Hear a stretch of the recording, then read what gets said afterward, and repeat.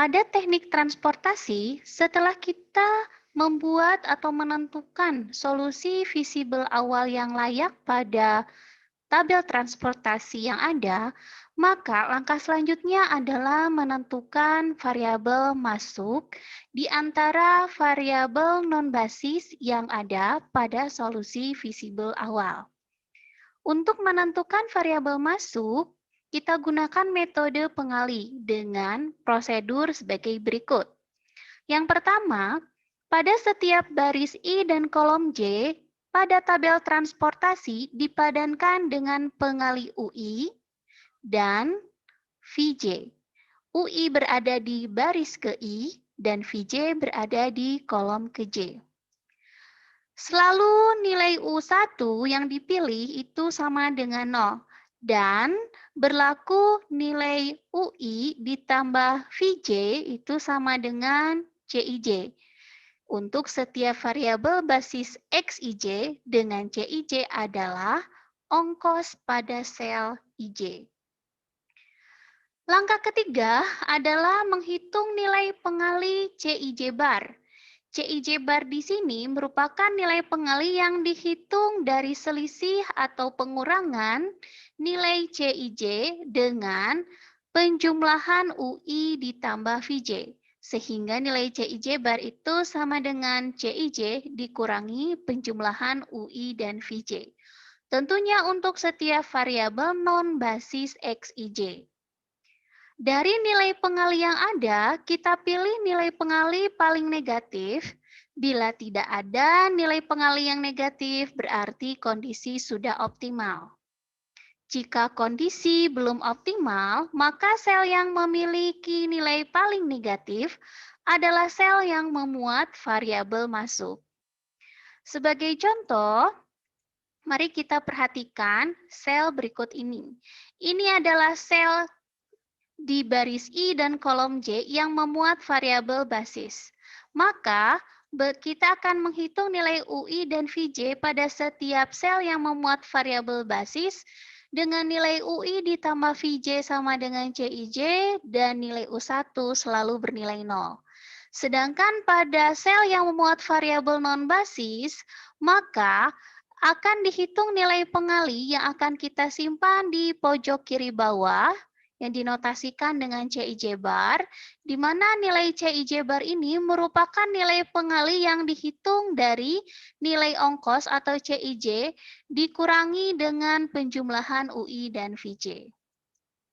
Sel dengan nilai pengali paling negatif itu yang memuat variabel masuk, sedangkan ingat kembali jika tidak ada nilai pengali yang bernilai negatif, artinya kondisi sudah optimal dan kita dapatkan solusi visible optimal. Kita perhatikan contoh, di sini diberikan suatu tabel transportasi awal dengan penentuan solusi visible awal dengan menggunakan metode pojok barat laut. Pertama, kita lihat di baris 1, terdapat dua variabel basis, yaitu X11 dan X12. Nilai U1, yaitu nilai yang ada di baris ke-1, selalu dipilih bernilai sama dengan 0. Maka dari itu, untuk menghitung nilai U2, U3, V1, V2, V3, dan V4, kita hitung berdasarkan sel-sel variabel basis. Kita amati di baris 1 terdapat variabel basis di kolom 1 dan kolom 2. Maka jika diketahui nilai U1 sama dengan 0, maka nilai V1, di mana di sini pertemuan antara baris 1 dan kolom 1, karena dia merupakan variabel basis, maka harus berlaku nilai U ditambah V sama dengan ongkos. Sehingga diperoleh nilai V1 sama dengan 10, dan nilai V2 sama dengan 0. Karena di sini di pertemuan antara baris 1 dan kolom 2 juga merupakan variabel basis. Ongkosnya adalah 0, maka nilai U ditambah V harus sama dengan 0, sehingga nilai V2 haruslah sama dengan 0.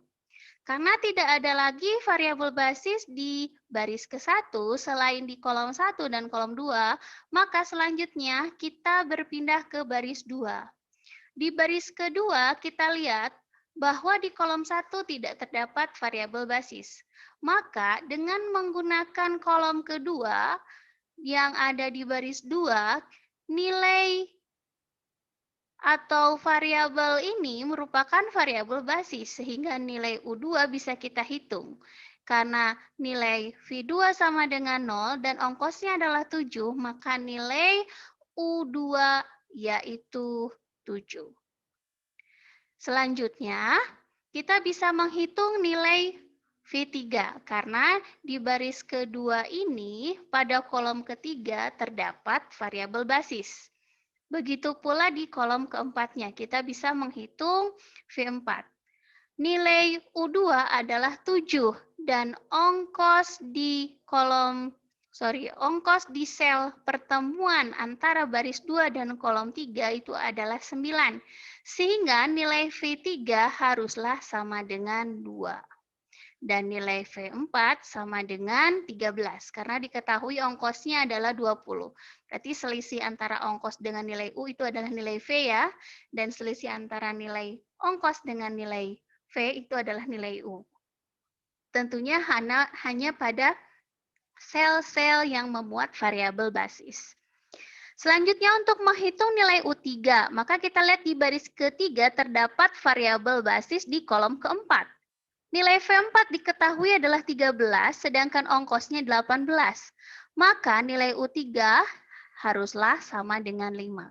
Sehingga kita sudah mendapatkan pengali di setiap baris maupun di setiap pengali di setiap baris dan di setiap kolom ya.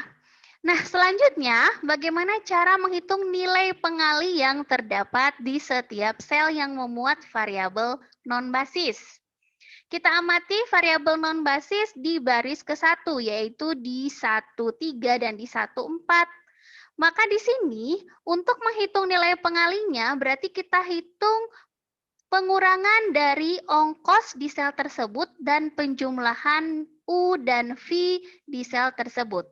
Perhatikan di sini, di sel 1,3 kita punya ongkosnya adalah 20 dan penjumlahan U dan V-nya adalah 0 ditambah 2 atau sama dengan 2.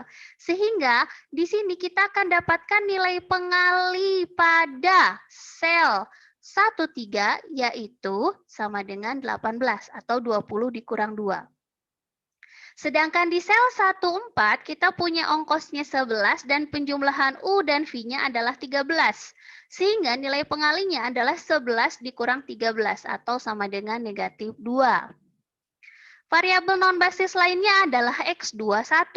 Sehingga di sini kita dapatkan nilai pengalinya yaitu 12, karena ongkosnya 12 ya, dikurangi dengan penjumlahan U dan V-nya 17.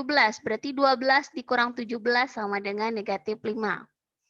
Selanjutnya variabel non-basis di baris 3, yaitu di baris 3 kolom 1.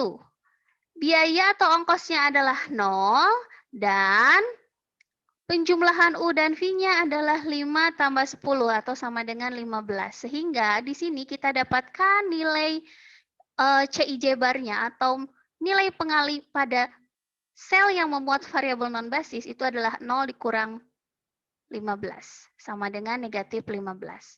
Dengan cara serupa diperoleh nilai pengali di sel 32 adalah 9 dan di sel 33 adalah 9.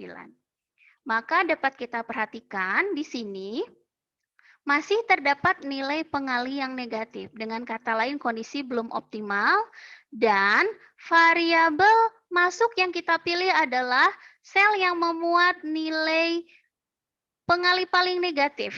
Karena nilai pengali paling negatifnya adalah negatif 15, maka X31 kita nyatakan sebagai variabel masuk. Selanjutnya, kita akan mencoba menentukan variabel keluar. Namun, sebelum kita bahas mengenai cara menentukan variabel keluar, silakan dikerjakan dulu latihannya mengenai bagaimana cara atau menentukan variabel masuk pada setiap solusi visible awal yang telah kalian buat sebelumnya.